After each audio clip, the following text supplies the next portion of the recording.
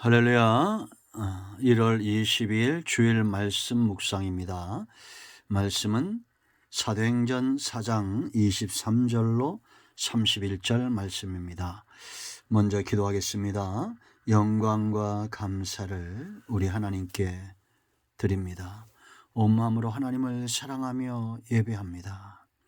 거룩하고 복된 날 하나님의 음성 듣기를 사모하고 은혜를 사모하며 하나님의 선하신 뜻을 사모하는 주의 백성들이 여기에 있습니다. 하나님 축복하시고 회복시켜 주시고 예수님의 이름을 의지하여 기도할 때 응답받는 하나님의 선하신 뜻을 온전히 아는 귀한 시간이 되게 하옵소서. 우리의 모든 죄와 허물을 사하시며 눈과 귀가 열려지게 하시고 하나님의 말씀을 들을 때 온전히 순종하는 귀한 시간 되게 하옵소서. 종을 낮추시고 겸손하게 하시고 오직 말씀의 도구만 되기를 원합니다. 예수님의 이름으로 사모하며 기도합니다. 아멘.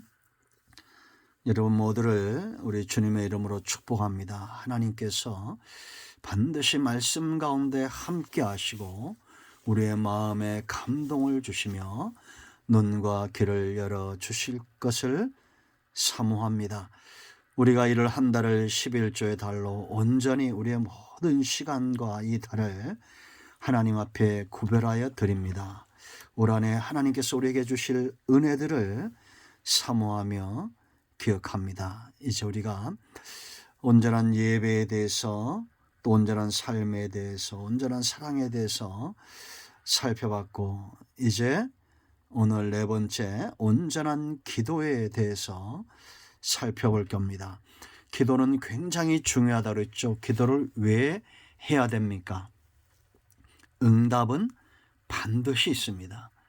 기도는 하나님의 선하신 뜻을 알기 위한 한 방편이고 또 하나는 하나님께서 백성들에게 기도의 문을 여시며 교제하기를 원하셨다라는 겁니다.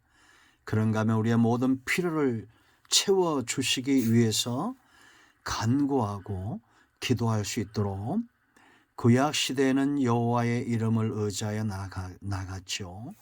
짐승의 피를 의지하고 나갔습니다. 그러나 지금 우리는 예수 그리스도의 이름을 의지하여 나갑니다. 성도는 기도하는 사람들이다 이렇게 보시면 됩니다. 그러므로 저와 여러분 모두가 기도의 삶과 그 은혜를 회복하기를 축원드립니다.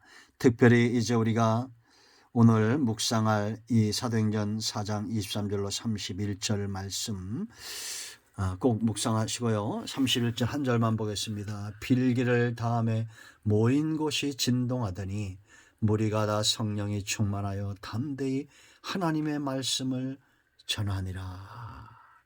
성령의 사람은 기도의 사람이고 성령 받아야 하나님께서 원하시는 영혼 구원의 사역을 감당할 수 있습니다. 사도행전은 기도행전이죠. 성령이 임하고 이들의 기도는 더 깊어지고 하나님의 응답은 더 풍성해졌음을 우리가 봅니다. 기도할 때 그들은 성령을 받았고 베드로와 요한은 예수 그리스도의 이름으로 기적을 행하고 초대교회는 모일 때마다 기도하고 떡을 떼며 하나님을 찬미했던 위기의 때마다 기도했던 것을 우리가 보게 됩니다. 사도들이 감옥에서 놓였을 때 이들이 22절 24절 말씀 보면 한 소리로 하나님께 소리 높여 기도하는 것을 우리가 보게 됩니다. 우리가 아는 대로 빌립과 스데반은 기도로 전도 여행을 시작했고 순교 시에도 기도함으로 하늘이 열린 것을 봅니다.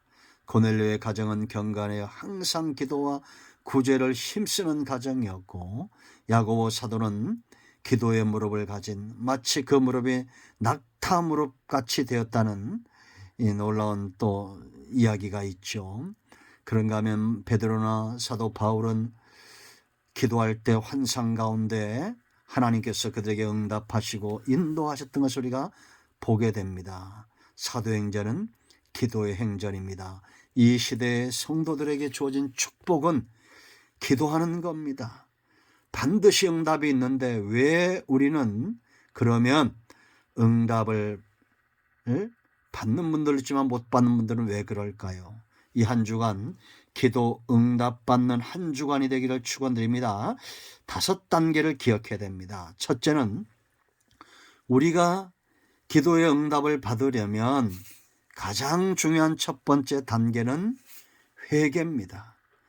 회개가 왜 중요하냐? 그릇으로 준비되어지는 거예요. 오늘 이 말씀을 듣는 여러분들에게 성령이 역사하셔서 마음을 움직이고 회개의 마음이 주어지기를 사모하며 축원드립니다. 여러분, 우리가 잘 아는 대로 사도행전 2장에서 베드로를 통한 성령의 강력한 설교가 나타날 때에 이 설교를 듣는 자들이 어떻게 말합니까?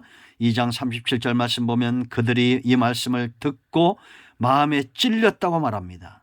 이것이 성령이 역사하는 말씀의 권능입니다. 저도 성경을 읽을 때, 말씀을 들을 때 이럴 때가 참 많고, 특별히 설교를 준비할 때는 더 많이 이런 체험들을 합니다.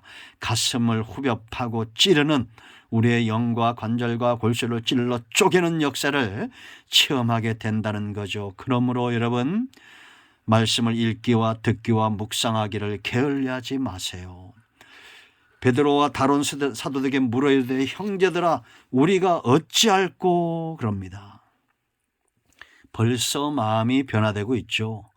제자들을 박해하고 죽이려고 했던 자들이 이제는 형제들아 우리가 어찌할꼬? 그때 베드로가 말합니다. 베드로가 이르되 너희가 회개하여 그랬습니다. 회개하라는 겁니다. 각각 예수 그리스도의 이름으로 세례를 받고 죄사함을 받으라. 그리하면 성령을 선물로 받으리라. 최고의 응답은 성령이죠. 그러나 회개해야 됩니다. 죄사함을 받아야 됩니다.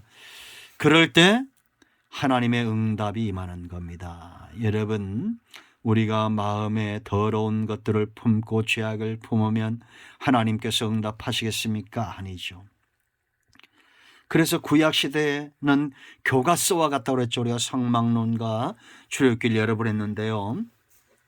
성막을 생각해 보세요. 동편에 오직 하나의 문이 있었습니다. 이것은 복음의 문이고 은혜의 문입니다. 누구든지 들어올 수 있는 겁니다.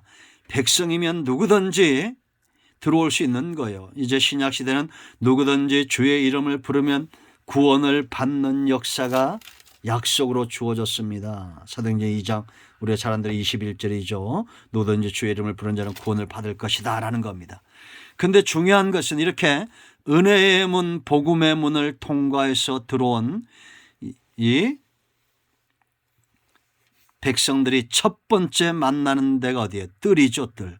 이 뜰에서는 죄 문제가 온전히 해결되도록 하나님께서 이렇게 설계를 해 놓으셨고, 장차 예수님을 통해서 우리에게 이 두 가지 죄가 해결됩니다. 하나는 번제단에서는 제물이 죽어야 저와 여러분의 죄가 해결돼요. 그 죄가 뭡니까? 원죄라고 말하죠. 아담이 지었던 아담의 죄책이 전부 그 후손들에게 전가가 되는 겁니다. 그러므로 예수님은 두 번째 아담으로 오셔서 그 죄를 해결하신 거예요. 십자가에서.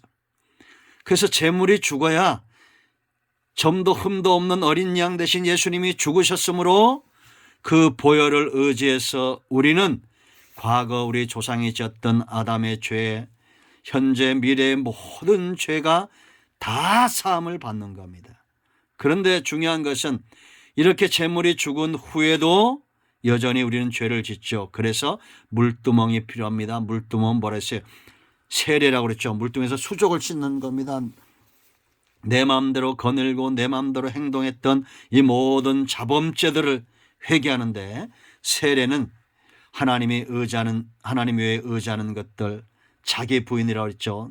다 내가 잘라내는 겁니다. 할례 받듯이 내가 의지하는 것들을 잘라내는 거.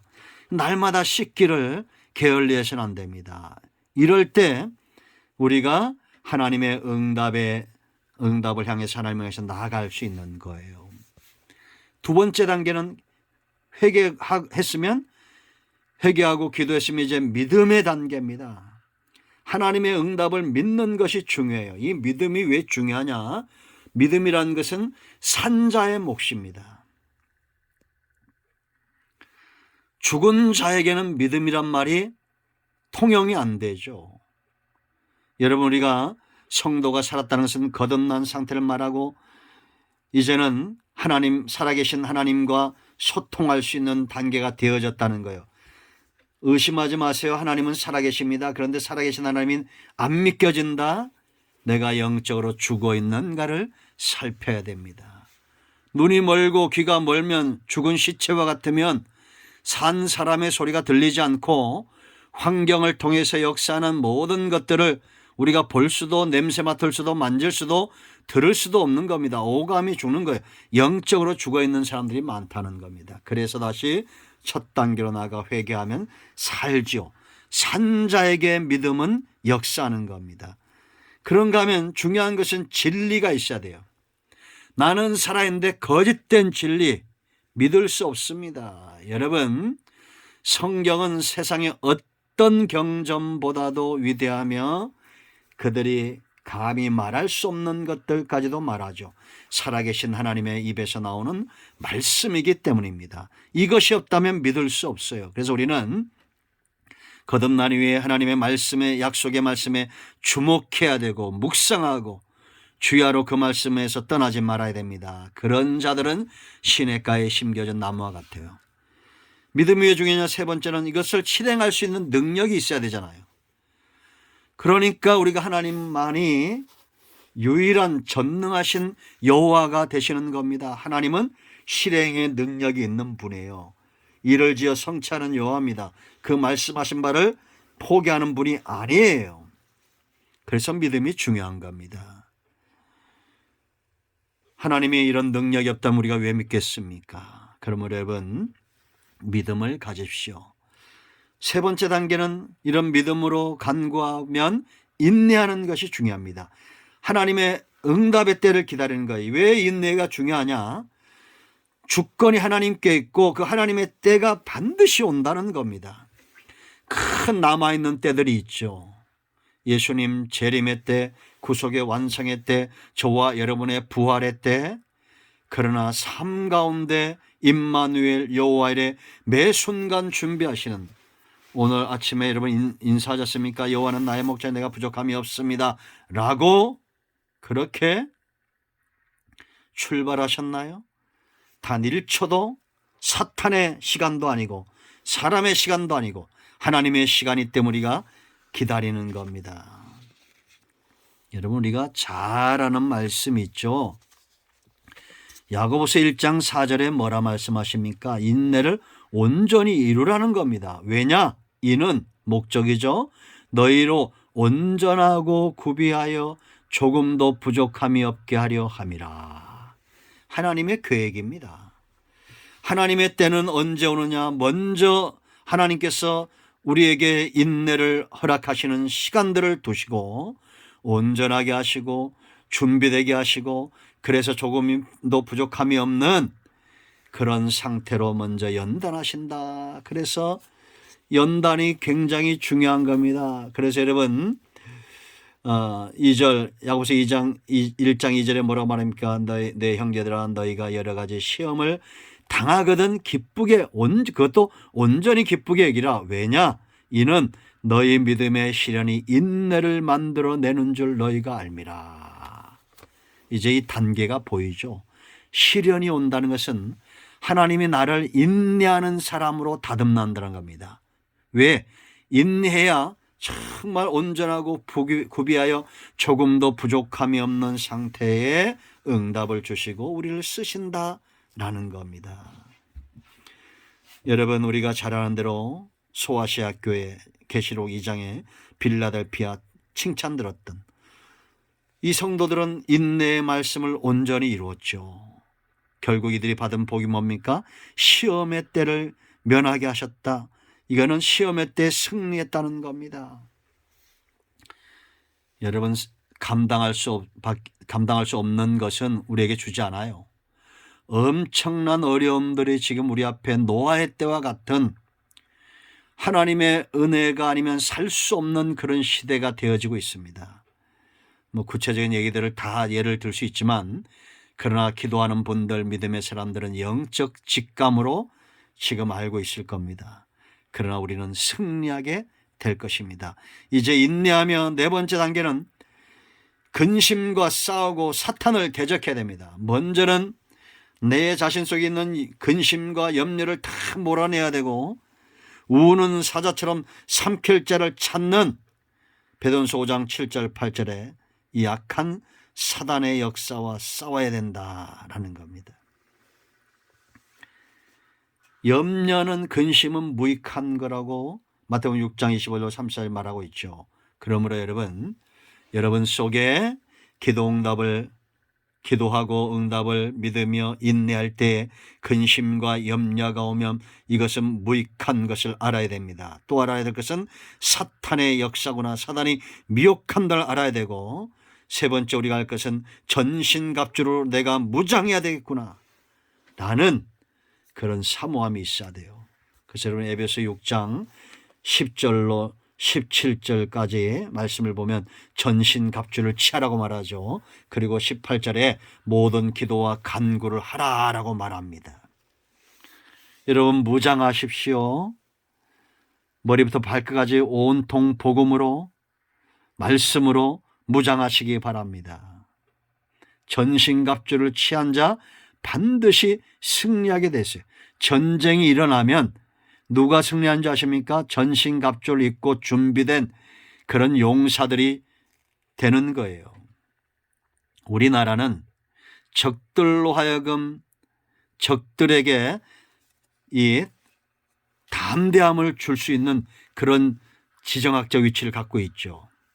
아마 김정은이도 그럴 겁니다. 저 시진핑도 서울 한복판에 폭탄 10발만 터뜨리면 대한민국 붕괴된다는 이런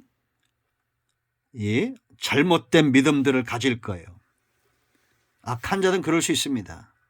그러나 대한민국에는 저는 확신하건대 지금도 깨어 근신하며 기도하고 새벽마다 저녁마다 철야하며 부르짖는 전신갑주를 입은 하나님을 움직이는 용사들이 준비되고 있다는 겁니다. 이것이 우리의 힘이고 능력이고 무기입니다. 그러므로 여러분 근심과 싸우시고 사탄을 대적하십시오. 그리고 마지막으로 다섯 번째는 행동해야 됩니다. 응답을 찾아야 돼요. 여러분 우리가 잘 아는 대로 출애기 17장에서 8절로 16절 말씀 보면 아말렉과의 전쟁이 나오죠. 그때 영적 캐치를 하는 모세가 어떻게 이 전쟁에 대비합니까? 그는 지팡이를 들고 호렙산으로 올라가죠. 그리고 하나님 앞에 손을 듭니다. 그 밑에서는 여호수아와 용사들이 싸우죠. 싸움에 나갈 만한 자들이 나가 싸웁니다. 이 두 가지가 함께하고 있다는 겁니다. 기도하면 부지런히 움직여야 됩니다. 기대해야 됩니다. 하나님이 응답하실 것을 기대하고 참고 인내하며 찾아야 돼요. 하나님이 어떤 방향으로 내게 응답하시는지. 사무엘상 1장 18절 말씀 보면 한나가 하나님 앞에 나가 그 중심을 통해하는 기도를 합니다. 그리고 엘리를 통해서 하나님이 응답을 주시죠. 그 다음에 그 얼굴에 수심이 없었다는 겁니다. 더 이상 염려나 근심하지 않고 기다렸다는 거예요. 하나님은 반드시 응답하신다라는 겁니다. 여러분 우리가 잘 아는 대로 아브라함은 항상 장막 어귀에 나가서 하나님의 응답을 찾는 삶을 살았고, 히브리서 11장 믿음의 선지자들이 항상 이런 삶을 살았어요. 하나님이 응답하실 때를 찾았다는 겁니다. 오늘 이 말씀을 사모하며 듣는 분들이 꽤 있습니다. 제가 그걸 알아요. 그분들에게 이 말씀이 오늘 응답입니다. 저는 확신합니다. 여러분 모두가 하나님의 응답 가운데 있습니다. 기도하겠습니다. 예수님의 이름을 의지하기도 합니다. 오늘 이 말씀을 사모하는 모든 주의 백성들에게 하나님 이 말씀이 응답이 되게 하시고, 이제 기도하고 믿고 인내하며 사단을 대적함으로 하나님의 때를 응답으로 받는 이 시대 왕 같은 제사장들이 되게 하여 주시옵소서. 우리 가운데 마음이 상한 자, 병든 자 치유하시고 회복시켜 주시기를 원합니다. 예수님의 이름으로 사모하며 기도합니다. 아멘. 이제는 우리 주 예수 그리스도의 크신 은혜와 하나님 아버지의 큰 사랑과 성령의 위로 교통 충만 치유 회복하심의 역사가 영상을 통해서 예배하는 모든 주의 백성들 위에 큰나무교회 속한 모든 권석들, 서울무대에 속한 모든 학자며 교직원들, 세계인형박물관 조단의 대표의 모든 직원들과 여러분들 위해 이 나라 이 민족 위에 지금도 예수님 때문에 생명 다해 헌신하는 교회와 선교단체들과 선교사님들 위해 성도들 위해 이제로부터 영원토록 함께 있을지어다. 아멘. 할렐루야. 여러분 모두를 예수님의 이름으로 축복합니다. 아멘.